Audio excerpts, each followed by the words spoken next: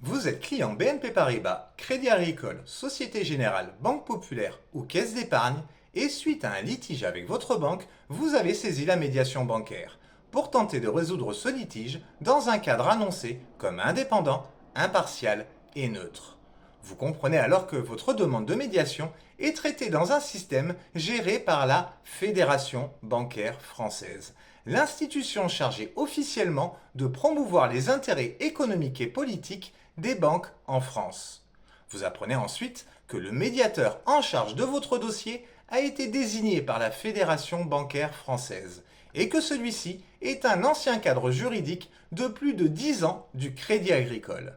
Et son équipe, on ne sait presque rien, ni leur composition, ni leur parcours. Au vu de ces éléments présentés, l'indépendance, l'impartialité et la neutralité sont annoncés, mais restent concrètement difficiles à vérifier pour le consommateur. Mais, première étape validée pour vous, le médiateur a déclaré votre demande recevable. Vous faites donc partie des 60% de consommateurs dont le dossier est accepté pour un examen au fond. 4 chances sur 10 de rejet, mais votre dossier, lui, est accepté. Mais hélas, à la lecture de la décision, vous ne faites pas partie des 3,65% de décisions totalement favorables rendues par le médiateur. Et surtout, vous faites partie des 41% de décisions défavorables aux consommateurs. Alors factuellement, une question simple se pose déjà ici. Chaque année, les banques réalisent des milliards d'opérations. Dans le même temps, les retours consommateurs, les litiges, les mécontentements, les signalements existent et pourtant, selon les données issues de la médiation, seulement 3,65% des décisions sont totalement favorables aux consommateurs. À la lecture des chiffres officiels de la Fédération bancaire française, les situations reconnues en faveur des consommateurs sont si rares qu'elles donnent l'impression d'un système quasi sans défaut. Les banques seraient-elles devenues infaillibles? Car dans ce dispositif mené par la Fédération bancaire française, une décision totalement favorable aux consommateurs devient quasi exceptionnelle. Et c'est à ce moment-là que le vrai sujet commence. Comment contester une médiation bancaire? Premier point à comprendre, la médiation n'est pas un jugement, c'est une proposition de solution. En théorie, vous restez libre de refuser. Mais si un doute s'installe sur l'impartialité, sur l'indépendance, sur la neutralité du cadre, et que vous cherchez à contester cette médiation bancaire, vous allez vite rencontrer une limite, le principe de confidentialité.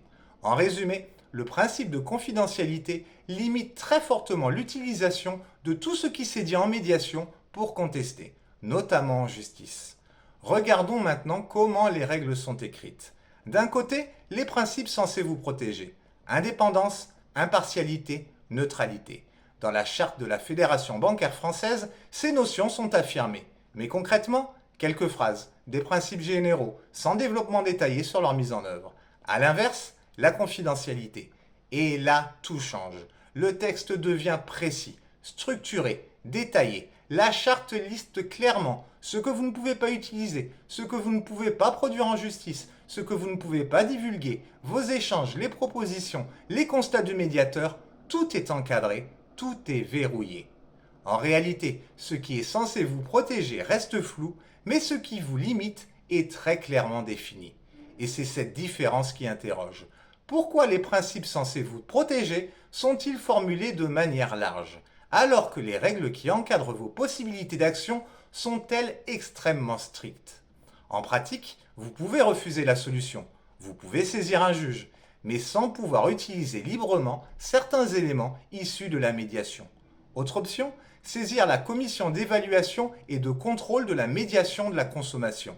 Mais elle contrôle uniquement le dispositif, elle ne tranche pas votre litige.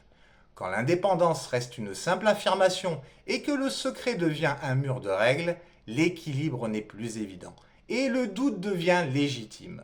On ne remet pas en cause la médiation, mais comprendre les règles, c'est aussi en voir les limites. Car quand le cadre repose sur le secret, les possibilités d'action deviennent vite restreintes.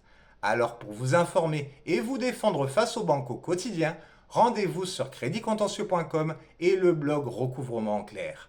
Articles, guides, vidéos, lettres types, tout est 100% gratuit, sans inscription et totalement indépendant. Cette information est essentielle pour tous les consommateurs Et pourtant, elle reste quasi invisible.